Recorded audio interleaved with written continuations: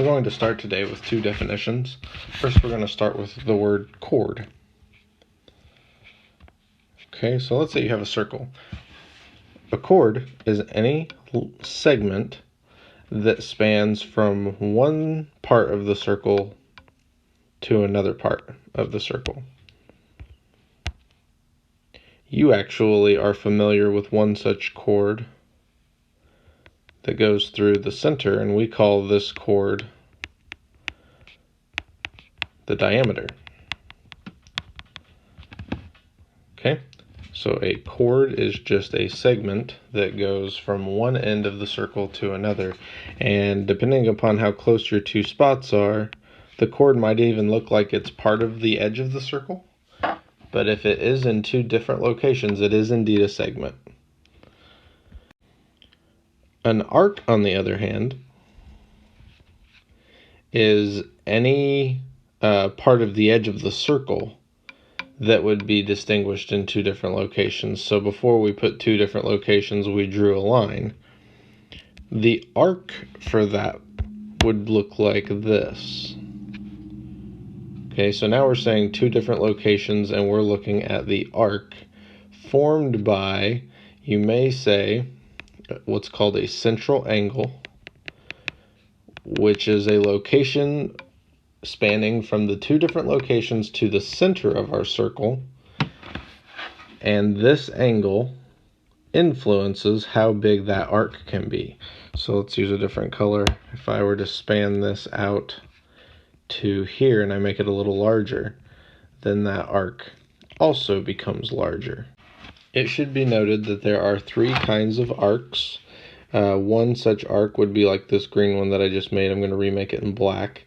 This is what would be called a minor arc, and that is because it is less than 180 degrees. You can see this angle here, 180 would span all the way out flat. Okay, so it's a little less than 180. We call that a minor. On the back half of the same angle, you could look at it as, well, why didn't we go this way? And now I just make that black line green again, and now you're seeing an angle that's actually, so if this is straight, now it's larger than 180, and we call that a major arc.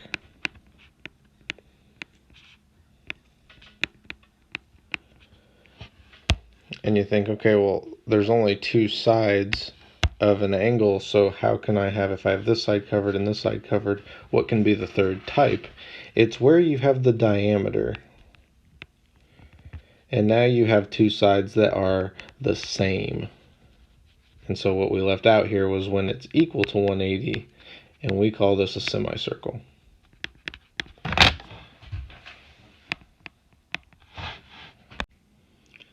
Let's say you have a central angle already established, which is any angle that goes from the center to the edge, congruent to another central angle. We'll just say they share this, so I'll make that dashed. Say those two angles are the same. Here's some things we can deduce from our picture. We can also say that these two segments are the same from edge to edge. Okay, so from C to B, since that's the end of this red angle, then we can say A to B, that's this blue angle, and since they're congruent, then those two segments are also congruent. We use tick marks when we say that two segments are congruent. And then lastly, what we could also say is, remember, there's two ways to travel on the locations on a circle. You can go segment.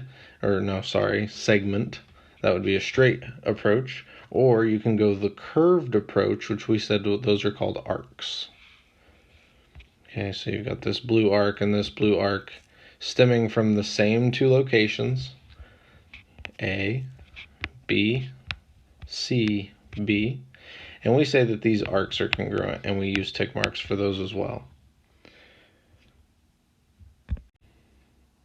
This would be how you would write those two things. If the angles are congruent, then the segments are congruent and the arcs are congruent. And you have a new way of writing a new symbol. We've talked about how in this chapter Actually, we talked about it a couple chapters ago. This is how you would say like circle P if you had a circle and the center was P. And now we know a new symbol for arc. So if you ever see this or you ever need to write an arc, that's how you would do it. And an arc should be a length, okay? So just because these angles, which are measured in degrees, are going to be the same, if you travel any distance linearly or curvaturely, that's going to be in feet, centimeters, or some kind of a length. One thing about chords and the diameter is if you ever were to identify a diameter or a radius that was perpendicular to a chord, that means that you've cut this chord in half. And we would say that DE is congruent to segment FE. Also true of this, if you notice, F and D is where this chord actually starts, and it forms an arc. So let's say the length of that arc's 20 feet. Well, this bisects it at G, cuts it in half, and now I know these two arcs are the same. And that's D to G, use your arc symbol, is congruent to F to G. This illustration here is really just the converse of our last picture where it said if the diameter were to bisect, then it cuts these in half. Well, I want to point out that they're not saying here that JK is the diameter because we're not certain where the center is. Okay, they left the center out. So if we're not sure where the center is, however, we measure and we have congruence. That's the first thing you need on the chord. So in other words, it's been bisected or cut in half. And 2, you need the 90-degree angle. Then what you're dealing with is indeed your diameter.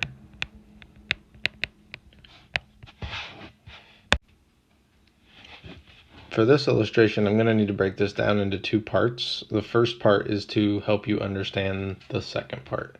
So my main point here is going to be put on the back burner. I want to explain something a little different to you just for a second.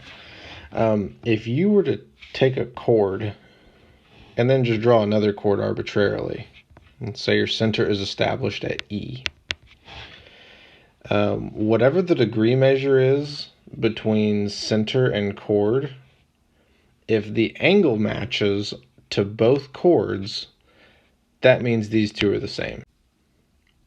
And if you can imagine, depending upon where you want to hit your chord, there are several different angles that we could take, and then there are also several different angles we could take over here to have congruent segments. It all just depends on the angle in which you approach that chord. To make things simpler, we're going to establish that this angle is always going to be 90, and therefore since you see this here and here, those are the same angle from the center. That means these two chords are the same. That's my main point. That's the second point. I have to take a second to explain about how, well, why does 90 degrees mean that these two are the same size? It's because the angles are the same. Well, why do we never see anything other than 90 degrees? Because there's so many variations, it just complicates things. You could really get into the weeds with different angles and trigonometry. It's just that 90 degrees is a nice number to use, and so that's the number we'll use. That's the angle we'll use for our examples. I'll tell you, I hate for this to be a Friday lesson, but here we go into some examples. This will take a little bit longer as we are now applying what we were earlier talking about theoretically. Now we're actually going to set up equations and find relationships to solve the problem. Our first one says find the measurement of arc AD. First thing I would do is find that on your picture. Okay, it's that arc right there. And right now they're giving that arc as 2x. And 2x is given ambiguously, so technically we know what it is algebraically, but we don't know what distance it is. So what we need to do is find a relationship between that 2x and this x plus 40. And here's the thing I want you to remember from before is if you have two locations that are different and these segments are the same, that means these angles are the same and these two arcs are the same. So we can say that arc AD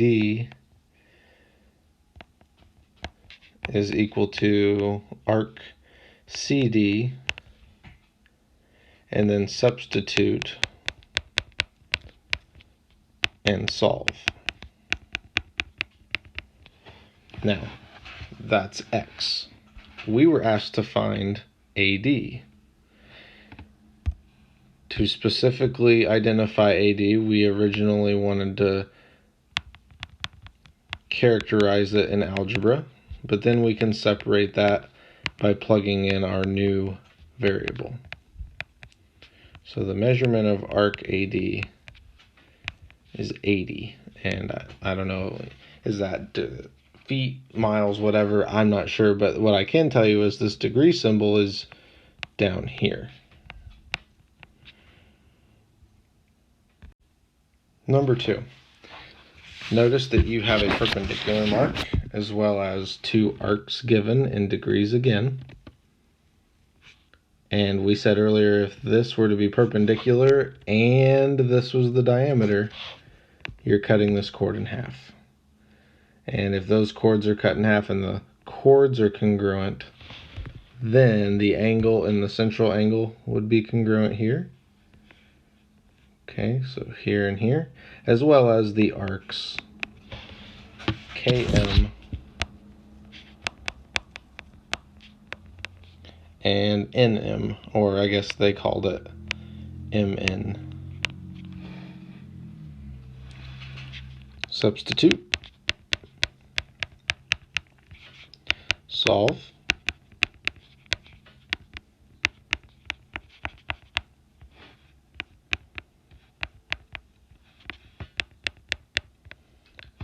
and again it's asking for a specific, so if we go and we find MN and we plug in our newfound variable,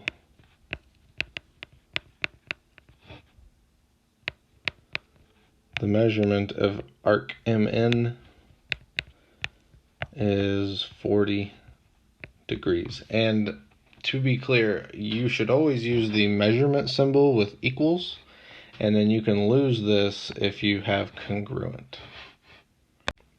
On to our final two examples. The first one says find QS. All right, let's go slow here. QS. If MN is 16, and notice there's no arc symbol there, so that's going to be the segment of MN, 16, and RT is 16.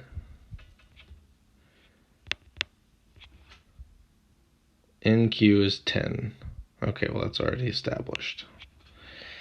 Okay, and it wants us to find this guy here in green. And this is actually a trick of the eye. You might look at that and go, oh my gosh, I don't even know where to start. Just think, if we talked about perpendicular and it's the radius, like right here and here, what did we say happens to this chord? It gets cut in half. So let's not talk about 16, but we'll talk about 8 and 8. Same down here.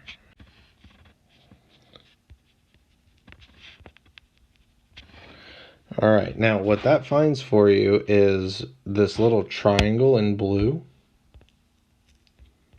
that's right, and I'm going to redraw it out here so you can see it. And we have an 8 and a 10, and we don't know this guy.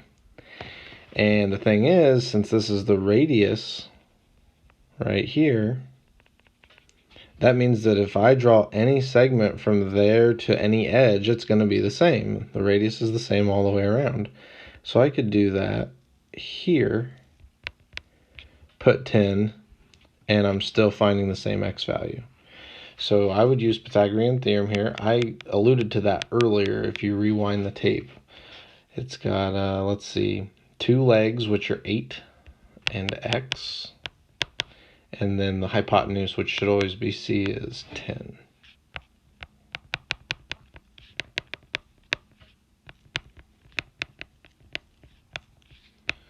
And x is plus or minus 6.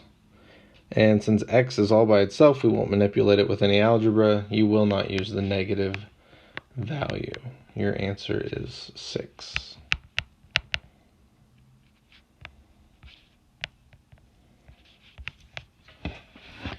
And to our last one, this is kind of the same thing. If you notice, it wants x here, and then all the given info is way, way, way. But if you remember, if this is the radius, I could draw this anywhere, and it's the same length. I could draw it here, I could draw it here. It's just it doesn't benefit me to draw those other two places. I draw it there to conclude this triangle, which I'll redraw. And starting over with a squared plus b squared equals c squared, I get 5 squared plus 12 squared, your two legs form your 90-degree angle, equals c squared, or I guess you could put x squared, I'm just going to keep c, 25, 144, 169. And this is one step further than we've been talking about with square roots. We usually go to about 12. 144, square root of 144 is 12. The square root of 169 is 13. Okay, that's a little bit lengthy. Go ahead and finish up the Pearson assignment. Remember, everything's pretty much due May 15th, so if you want to take a break now and finish this by Sunday, that's fine. However, you will be counted absent until it is finished. If you have any questions, let me know. Thanks.